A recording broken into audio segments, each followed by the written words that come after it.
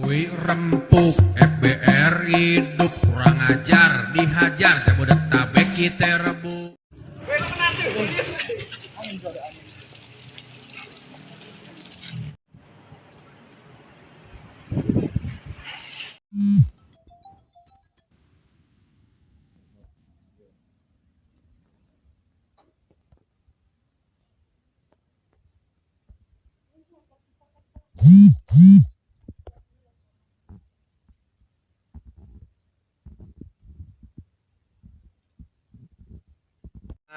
Siang, Pak Sekwil, bisa diceritakan kegiatan hari ini kedatangan ke Dewan Pers?